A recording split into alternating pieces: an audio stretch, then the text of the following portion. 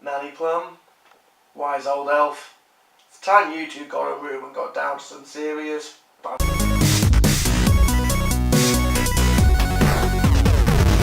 Now then, welcome to Grown Up Musings on children's television.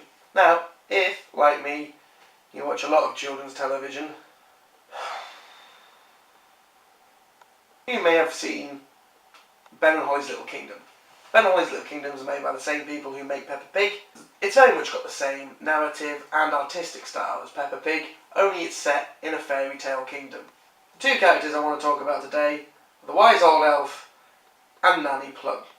Now, if you've seen even a smidgen of Ben and Holly's Little Kingdom, you will be able to sense the sexual tension in the programme right off the bat. It's clear that these two want to go at it like rabbits. The way they both play childish pranks on each other, they do silly, almost pulling pigtails, pushing people in the mud type things to each other.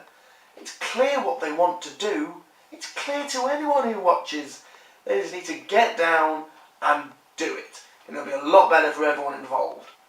If you look at the socio-political situation in the Little Kingdom, it's clear that the elves used to be a repressed minority. I say used to be because of the way that the elves now treat the fairies. Because the fairies used to have autonomous power and force the elves to make toys and toil in the fields and toil in windmills making flour for their bread. And a revolution happened, or something happened, because the king no longer has as much power as he used to.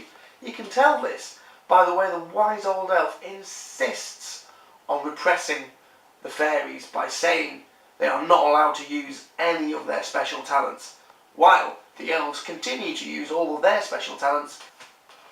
This sort of thing comes to a head in the Elf Games episode, where fairies are banned from competing in the Elf Games.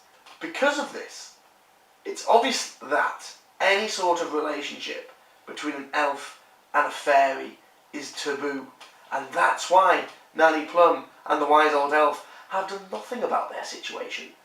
But I'm not going to let my little girl watch any elf on fairy action. And so, what do you guys think? Do you agree with me that the wise old elf and Nanny Plum really need to get down to business? Or have I got the wrong end of the stick entirely? Please leave a comment down below. Also, like this video, share it amongst your friends, and if you haven't already, please subscribe to my channel. And I'll see you guys very soon.